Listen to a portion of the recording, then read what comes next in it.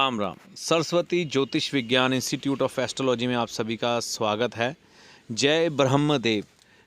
19/11/2021 कार्तिक पूर्णिमा के अवसर पर हम कपाल मोचन धाम हरियाणा में यमुनानगर शहर के नज़दीक ये जगह पड़ती है, वहाँ पर कार्तिक पूर्णिमा के स्नान के लिए गए थे। तो इसका धार्मिक महत्व व ज्योतिषीय महत्व सरस्वती ज्योतिष विज्ञान आपके लिए लेकर आया है, ताकि आपको इस घटना से जुड़ी जानकारी धार्मिक जो है वो भी मिले, साथ में ज्योतिषीय ज्ञान को प्राप्त करके आप इससे अद्भुत लाभ प्राप्त कर सकें। तो इस जगह की कहानी जुड़ी है भगवान ब्रह्मा जी के साथ। कहते हैं जब भगवान विष्णु ने प्रलय के बाद सृष्टि का निर्माण करने का विचार मन में आया, तो उन्होंने ब्रह्मा जी की इस कार्य में नियुक्ति की। तो ब्रह्मा जी ने पृथ्वी का निर्माण या कहें कि सृष्टि का निर्माण इसी जगह पर बैठकर किया, जो हमें वहाँ के लोकल व पुजारियों से पता लगा। तो यहाँ पर 3 कुंड बनाए गए ब्रह्मा जी के द्वारा। पहले कुंड का नाम था सोम कुंड, जिसका नाम अब बदलकर कपाल मोचन कुंड हो चुका है। दूसरा कुंड था सत्यनारायण कुंड, जिसका नाम अब बदलकर ऋण मोचन कुंड हो चुका है। तीसरे कुंड का नाम था सूर्य कुंड। तो पहले कुंड के साथ कहानी क्या जुड़ी है कि ब्रह्मा जी जब सृष्टि का निर्माण कर रहे थे, तो उनके हाथ से एक आहुति जमीन पर गिर गई, जिससे माँ सरस्वती की उत्पत्ति हुई। तो सरस्वती को देखकर ब्रह्मा जी के मन में उनके लिए थोड़ा सा कुदृष्टि उत्पन्न हो गई। सरस्वती माँ को ये एहसास हुआ कि ब्रह्मा जी मेरे पर कुदृष्टि डाल रहे हैं, तो उन्होंने भगवान शिव से प्रार्थना की कि मुझे इनकी कुदृष्टि से बचाएं। तो भगवान शिव ने ब्रह्मा जी को समझाने का बहुत प्रयत्न किया, लेकिन ब्रह्मा जी नहीं माने। तो उन्होंने देखा कि ब्रह्मा जी के सर पर बकरी का सिर उत्पन्न हो रहा था। तो भगवान शिव ने उस सर को काट दिया। ब्रह्मा जी का वध करने के कारण उनको ब्रह्म हत्या का दोष लग गया। ब्रह्म हत्या का दोष लगने के कारण अब भगवान के हाथ पर ब्रह्मा जी का सर चपक चुका था, तो उन्हें इस दोष से मुक्ति नहीं मिल रही थी। तो उन्होंने भगवान विष्णु से सलाह की कि अब किया क्या जाए। तो भगवान विष्णु ने उन्हें पृथ्वी पर जाकर इसी कुंड, ये जो आप कुंड देख रहे हैं, ये कपाल मोचन कुंड ही है। इसे पहले सौम्य कुंड कहा जाता था, यानी कि इसका आकार चंद्रमा के जैसा था। तो सामने जो हम मंदिर देखेंगे, इसकी साइड में हम जाते हुए, इसी कुंड के साथ है गौ बच्छा कुंड। तो जब भगवान शिव को उन्होंने पृथ्वी पर जाकर इस चीज़ से मुक्ति पाने की बात कही, तो विचरते विचरते भगवान शिव एक ब्राह्मण के घर पहुँचे। ब्राह्मण ने रात बिताने के लिए उन्हें अपने गौशाला में स्थान दिया। वहाँ पर गाय और बच्छा बात कर रहे थे आपस में कि अगर सुबह ब्राह्मण ने मेरा नाक छिदवाया मुझसे खेत में काम करवाने के लिए, तो मैं ब्राह्मण को मार दूंगा। तो बच्चे ने किया भी ऐसे, गाय के बच्चे ने ब्राह्मण को मार दिया। ये है गौ बच्छा मंदिर, वही गऊ और बच्चे का मंदिर। तो मार दिया। तो अब ब्रह्म हत्या का दोष उससे लगा, लेकिन वो बच्चा जानता था कि इस कुंड में, जिसमें मैं स्नान करते हुए आपको दिखाई दे रहा हूँ, इस कुंड में स्नान करने के बाद ब्रह्म हत्या का दोष भी उतर जाता है। तो सीधा गाय और बच्चा इसी कुंड के पीछे भागे और यहाँ पर स्नान करके उन्होंने ब्रह्म हत्या के दोष से मुक्ति पा ली। तो भगवान शिव भी उनके पीछे आकर इसी स्थान पर स्नान करने के बाद ब्रह्म हत्या के दोष से मुक्ति पा ली। तो मेरा बेटा भी मेरे साथ था, उसने भी यहाँ पर स्नान किया।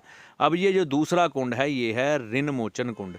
जब महाभारत में पांडवों ने कौरवों का अंत किया, उसमें अपने गुरुजनों की हत्या का दोष, पितरों यानी कि अपने जो पूर्वज थे, उनके रिश्तेदार थे, उनकी हत्या का दोष व पितर दोष व अन्य कई ऋण चढ़ गए थे।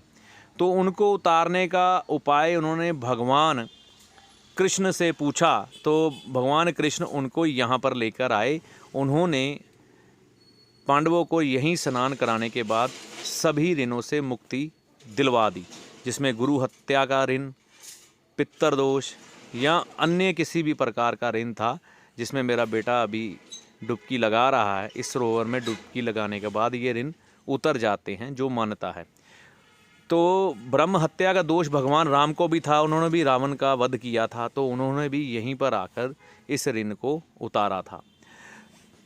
कहने का तात्पर्य ये है, ये जो सत्यनारायण कुंड इसको बोला जाता है, जिसका नाम अब ऋण मोचन कुंड हो चुका है।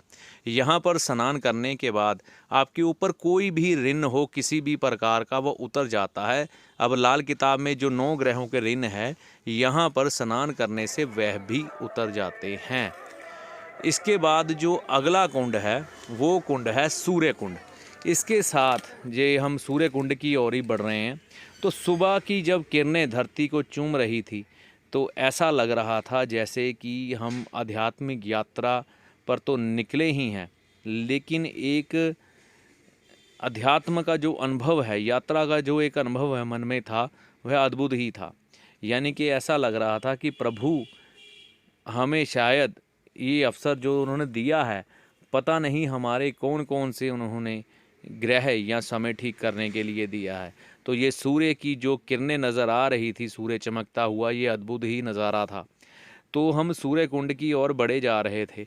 सूर्य कुंड की जो कहानी है वह माता कुंती के साथ जुड़ी है। कहते हैं कि वहाँ पर माँ कुंती ने सूर्य भगवान की आराधना की थी, जिससे कि उनको सूर्यपुत्र कर्ण की प्राप्ति हुई। तो रश काफ़ी था। मेले में साधारण मेला लग रहा था, कोई ऐसा तड़क भड़क वाला मेला नहीं था। जो भी लोग थे गांव के भोले भाले सीधे साधे लोग इस मेले में आए हुए थे। इस कुंड में स्नान जब हमने करना होता ना जी, हमें कम से कम 1.5 घंटा लगता है तीनों कुंड में स्नान करने के लिए। पहले कुंड में स्नान करते हैं, उसका नाम है कपाल मोचन, वहाँ से ब्रह्म हत्या के दोष से मुक्ति मिलती है। दूसरे कुंड में स्नान करते हैं, उसमें हमें ऋण जो भी हमारे ऊपर हैं उससे मुक्ति मिलती है। तीसरा जो कुंड है, यहाँ पर सूर्य देव का आशीर्वाद हमें प्राप्त होता है। तो इन सब में 1.5 घंटा बीत जाता है। और इसका सबसे उत्तम समय सिर्फ कार्तिक पूर्णिमा का स्नान ही माना जाता है। सबसे बड़ा दिन इस जगह पर स्नान करने का एक ही है, एक ही समय, एक ही अवसर है पूरे साल में यहाँ पर स्नान करने का। और यहाँ पर स्नान करने के कुछ नियम है। उदाहरण के तौर पर जब पहले कुंड हम कपाल मोचन में स्नान करते हैं, तो वहाँ पर हमें 365 बत्तियाँ जगानी होती हैं सरसों के तेल में। इसके अलावा वहाँ पर माँ की चुनरी, आंवला, चने की दाल और नारियल की ठूठी और जोत देसी घी की जलाने का भी विधान है। उसका भी एक तरीका है जो आप किसी सुयोग्य विद्वान लाल किताब के जानकार से जान सकते हैं, क्योंकि बिना जानकारी के अगर वहाँ आप जाएंगे, या तो फिर वहाँ के आप पुजारी से या लोकल आदमी से पूछ सकते हैं, या किसी सुयोग्य लाल किताब के विद्वान से सलाह ले लें। तो ये सूर्य कुंड में जब हमने स्नान किया, यहाँ का पानी बेहद ही ठंडा तो नहीं था, दोनों कुंडों के मुकाबले बहुत ठंडा पानी था। सोम कुंड का तो ख़ास तौर पे, जिसे कपाल मोचन कुंड कहते हैं, इस कुंड का पानी थोड़ा जैसे कहें कि हल्का हल्का सा गर्म था। तो स्नान करने का बहुत ही आनंद आया। तो पहले हमने जल देवता से इजाज़त ली, अपने कुल देवता से इजाज़त ली, भगवान सूर्य से इजाज़त ली। उसके बाद हमने इस कुंड में भी स्नान करने के बाद हमारी कपाल मोचन की जो यात्रा थी स्नान से संबंधित, वह पूरी की। तो कहते हैं कि सारे तीर्थ बार बार, लेकिन कपाल मोचन तीर्थ एक बार। तो आपको भी जब भी अवसर मिले तो आप भी कपाल मोचन तीर्थ को ज़रूर कार्तिक पूर्णिमा के अवसर पर करके अपने हर प्रकार के ऋणों से मुक्त हो जाइए। याद ये रखिए कि इस तीर्थ को करने के बाद, क्योंकि ये ब्रह्म हत्या या ऋणों से संबंधित तीर्थ है, तो किसी ब्राह्मण का दिल फिर ना दुखाइए या उसके साथ ना इंसाफ़ी मत करिए, नहीं तो ये ऋण आप पर फिर से चढ़ जाएगा। ये कुछ ऋण ऐसे हैं जो ज़िंदगी में आपके ऊपर बाधाएं, मुसीबतें लेकर आते हैं, और कई बार हमारी सारी ज़िंदगी निकल जाती है, लेकिन हमें हल मालूम ही नहीं पड़ता क्या किया जाए। तो मेरा बेटा भी मेरे साथ था, इसके भी हमने सभी ऋण जो भी थे इसी छोटी उम्र में उतरवा दिए। क्योंकि मेरी सोच है कम से कम एक बार तो स्नान कर लो, बाकी आगे का पता नहीं, जब प्रभु बुलाएंगे तो आ जाएंगे। तो वैसे लोग बच्चों को कम लेके आए थे लेकिन कम थे। तो सबसे छोटा बच्चा मेरे साथ तो यही था। इसका भी यहाँ पर हमने ऋण मोचन सूर्य कुंड में स्नान करने के बाद ये हमारी यात्रा अब पूर्णता की तरफ बढ़ चुकी थी। तो लाल किताब में मैं बात कर रहा था कि 9 ग्रहों के ऋण बताए जाते हैं, उसमें भी सबसे बड़ा ऋण बृहस्पति का ऋण होता है, जो आपकी किस्मत को बांध देता है। यानी कि आपकी कुल की तरक्की रुक जाती है, जीवन में किसी तरह की भी सुख समृद्धि नहीं आती। कारण कई हो सकते हैं। आपने अपने बुज़ुर्गों का अपमान किया, उनको तिरस्कृत किया, उनके साथ जो बदसलूकी की, उसके कारण भी ये ऋण उत्पन्न होता है। कई लोगों ने पीपल कटवाए या किसी ब्राह्मण का नुकसान किया, ये भी इसमें एक कारण हो सकता है। जहाँ पर भगवान शिव को, पांडवों को, भगवान राम को मुक्ति मिली इन सभी हत्याओं के दोष से, तो ये चमत्कारी जगह है। यहाँ पर हमारी किस्मत का द्वार खुलता है स्नान करने से। उनसे तो आम इंसान को तो अद्भुत लाभ ये जगह देगी।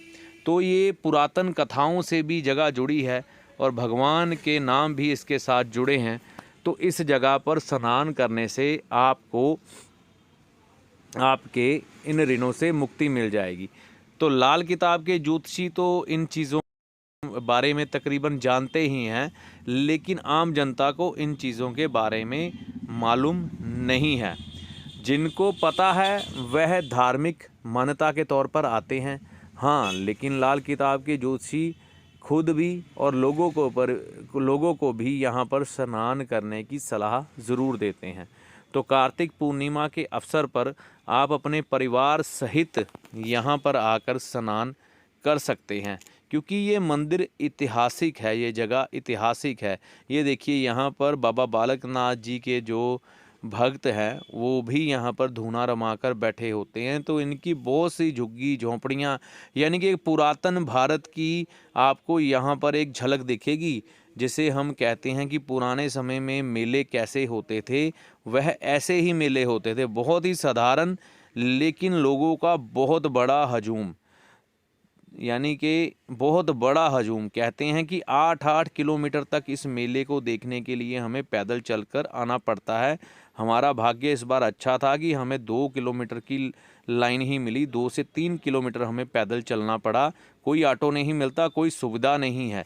यहाँ तक कि यहाँ पर हमें पानी की बिसलरी की बोतल भी नहीं मिली, बहुत दिक्कत आई। तो ये वीडियो मैं आपके लिए छोड़े जा रहा हूँ।